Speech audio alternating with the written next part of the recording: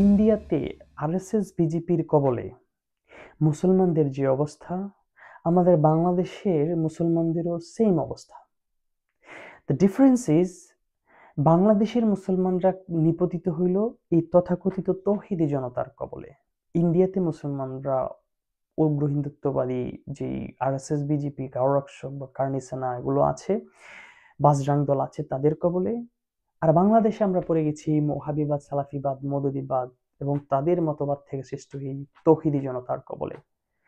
এবং পড়েছি এই অন্তর্বর্তী সরকারের মতো একটা মানে মেরুদণ্ডহীন এবং এই উগ্রবাদের আশকারাদাতা সরকারের কবলে। এবং পড়েছি বিএনপি, জামাতি, এনসিপির মতো এসব নীতিহীন, ভ্রষ্টহীন, অসৎ রাজনৈতিক দলের রাজনীতিবিদদের কবলে। আমি আপনার একটা উদাহরণ দিই, আমাদের মনুষ্যত্বটা কি পরিমাণ মরে গেছে একটু খেয়াল করুন। ইন্ডিয়াতে 2017 সালে একটি ঘটনা ঘটে। সে ঘটনাটা হলো যে পেহলু খান নামের একজন মুসলমান, তার বাড়িতে একটা মব গিয়ে হাজির হয়। যেভাবে বাংলাদেশে এখন তৌহিদি জনতা মব করে না, মব লিঞ্চিং করছে না, এইভাবেই পেহলু খানের বাড়িতে গিয়ে হাজির হয়। তারা হাজির হয়ে বলে যে পেহলু খানের ঘরে গরুর মাংস আছে তার ফ্রিজে, সেটা বলে কি করে পেহলু খানকে মেরে ফেলে। এখন যেহেতু এটা জনতার রস কি রসানল, আরো কি যেন বলে না বাংলাদেশে, যে এটা জনগণের রেশ। হাসনাত আব্দুল্লাহ একদিন বলছিল যে এটা জনগণের রেশ। সেই জনগণের রেশের কবলে কি হলো, পেহলু খানের এই পেহলু খানকে হত্যা করে ফেলা হলো। তার দোষ কি, তার ঘরে অ্যালিজেডলি যে তার ঘরে ফ্রিজের মধ্যে গরুর মাংস আছে এটা শোনা গেছে, এই জাস্ট মাংস থাকতে পারে এই খবরের ভিত্তিতে ওনাকে মেরে ফেলা হলো। এখানেই শেষ নয়, এখানেই শেষ নয়। ইনভেস্টিগেশন যখন হলো, তখন ইনভেস্টিগেশন যারা মাইরা ফেলছে সেই খুনিদের ব্যাপারে হয় নাই, তাদের নিয়ে কোনো আলোচনা হয় নাই। এটা ইনভেস্টিগেশন বলুন বা মিডিয়া আলোচনা বলুন, সকল কিছু হয়েছে কি নিয়ে জানেন? পেহলু খান কি নিয়েও নয়, যে লোকটা মারা গেছে। আলোচনা হয়েছে, ইনভেস্টিগেশন হয়েছে যে ফ্রিজে যে মাংসটা ছিল, যে গোস্তটা ছিল, সেটা কি আসলে গরুর গোস্ত ছিল কিনা। এই হলো জীবনের মূল্য। এক্স্যাক্টলি না হইলেও সিমিলার ভার্সন বাংলাদেশে হয়েছে। আপনার খেয়াল আছে নুরো পাগলা না কি নামে যেন একজন ব্যক্তির লাশ পুড়িয়ে ফেলা হয়েছিল, আর সেই লাশটা পুড়িয়ে ফেলার পর আপনি আমি কি নিয়ে আলোচনা করেছি? আমরা ওই মানে ওনাকে যে ওনার তার লাশটাকে যে পুড়িয়ে ফেলছে এই উগ্রবাদী তৌহিদি জনতাকে নিয়ে আমরা কথা বলি নাই। আমরা কি নিয়ে কথা বলেছি? আমরা কথা বলেছি ওই পুড়িয়ে ফেলা লাশের যে ব্যক্তিটা, সে ব্যক্তিটা কি ইমাম মেহেদী দাবি করছিল নিজেরে, নাকি দাবি করে নাই? উনি কি জীবিত থাকতে গাঞ্জা খাইতো নাকি খাইতো না, এটা নিয়ে।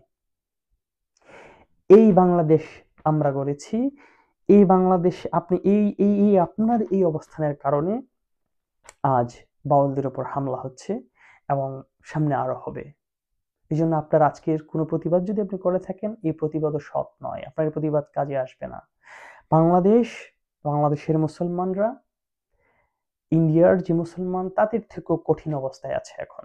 আমরা আরো কঠিন অবস্থায় আছি, কারণ আমাদের সামনে আমাদেরকে যারা খুন করছে, আমাদের উপর যারা হামলা করছে, আমাদের যে মাজার শরীফ যারা ভাঙছে, তারা কোনো উগ্র হিন্দুত্ববাদী হিন্দু নয়।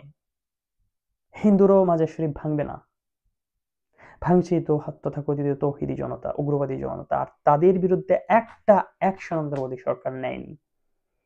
এই জন্যই আজ এই পজিশনে এসেছে। বরং তাদের এই উগ্রবাদী তৌহিদি জনতার পেছনে যাদের সকল মানে ইন্টেলিজেন্স বলেন, আইডিওলজি বলুন, আকীদা বলুন, সকল কিছু কাজ করে, সেই দলের নেতাদেরকে নিয়ে অন্তর্বর্তী সরকার ঐক্যমত্য কমিশন করছে। মামুনুল হক ওপেনলি তিনি বলছেন মাজার ভেঙে দিতে হবে। এই উগ্রবাদী মৌদুদিবাদী জামাত, তাদের আকীদা কি আপনি জানেন? ওয়াহাবিবাদী সালাফিবাদী যতগুলো দল নিয়ে অন্তর্বর্তী সরকার ঐক্যমত মিটিং করেছে, খেলাফত মজলিস, ইসলামী আন্দোলন, প্রত্যেকটা দলের আকীদার যে ফল, আকীদার যে অনুসারী, সেটার নামই হইল তৌহিদি জনতা। সেই তৌহিদি জনতার ব্যাপারে not a single statement by neither BNP nor NCP. আর জামাত তো সেগুলোর প্রডিউসারই। তাহলে এই যে অবস্থা, আমাদের এই যে মনুষ্যত্ববোধটা আমাদের এজ এন ইন্ডিভিজুয়াল মরে গেছে, আর এই যে অপরাজনীতি, যারা প্রতিবাদ করে তখন যখন সেটা তাদের ইন্টারেস্টকে স্যুট করে, আর ইনসানিয়ত বিপ্লবের যে প্রতিবাদ সেটা কোনো কনফ্লিক্ট অফ ইন্টারেস্টের কারণে নয়। আমাদের কোনো আওয়ামী লীগ বিরোধিতা, বিএনপি বিরোধিতা বা জামাতের বিরোধিতা বা কোনো একক ধর্মের নামে অধর্ম উগ্রবাদের বিরোধিতা কোনো কনফ্লিক্ট অফ ইন্টারেস্ট নয়। আমাদের বিরোধিতা এটা সত্য মিথ্যা, ন্যায় অন্যায়, হক বাতিলের যে বিরোধিতা, মানবতা পাশবতার বিরোধিতা, সেই অর্থে আমাদের বিরোধিতা প্রত্যেকটা সময়, আপনি অতীতের যে কোনো সময় যান, আমরা সকল জুলুমের বিরুদ্ধে প্রতিবাদ করেছি, আজকেও প্রতিবাদ করছি।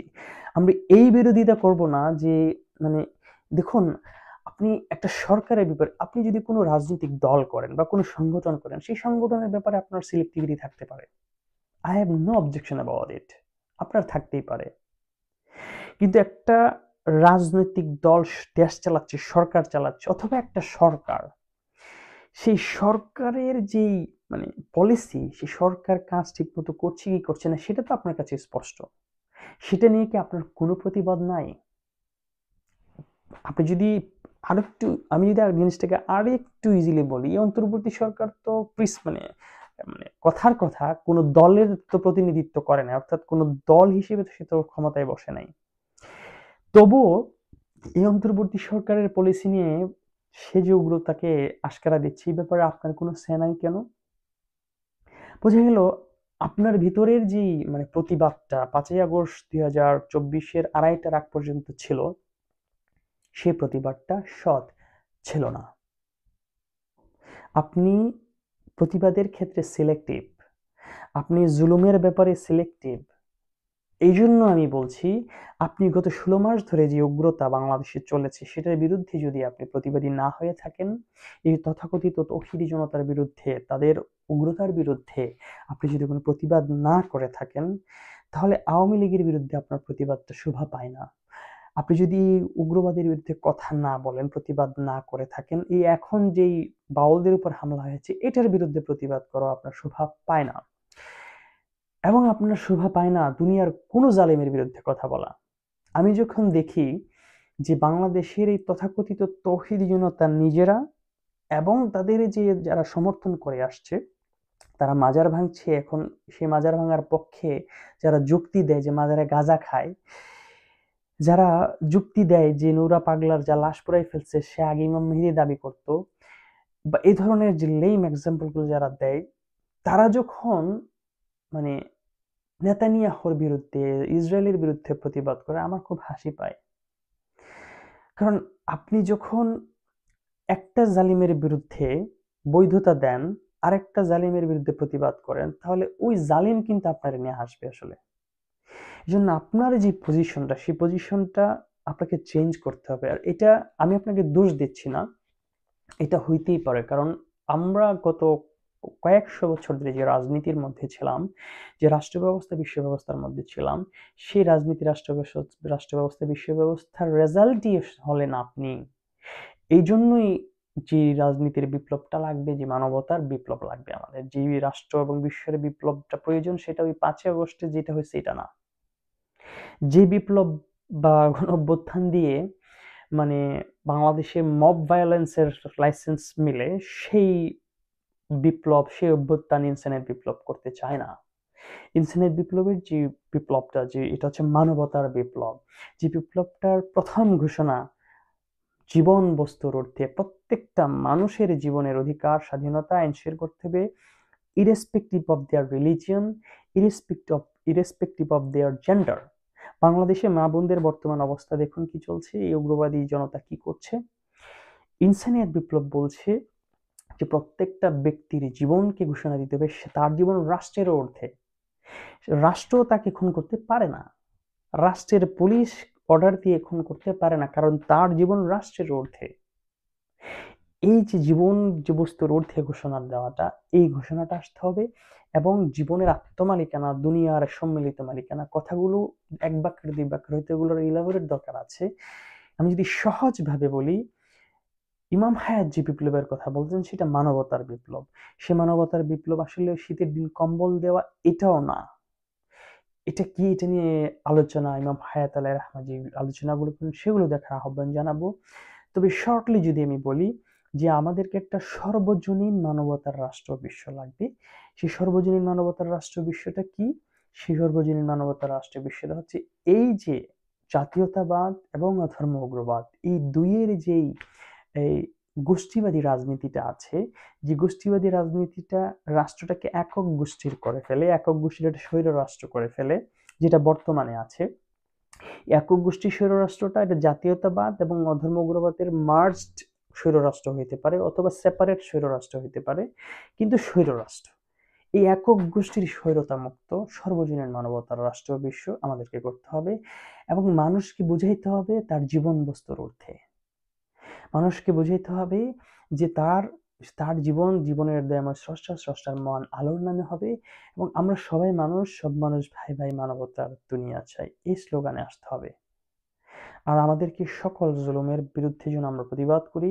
এই তথাকথিত তৌহিদি জনতার যে উগ্রতা বাংলাদেশে চলছে সেটার বিরুদ্ধে আপনার এই হঠাৎ প্রতিবাদ না করে আপনি 5ই আগস্টের পর থেকে আজ অব্দি সকলগুলোর প্রতিবাদ জানান, সকলগুলোর জন্য আপনার কনসেন্ট জানান, আপনার কনসার্ন জানান এবং এটার জন্য আপনাকে এই বিএনপি, জামাত, এনসিপি করলে হবে না।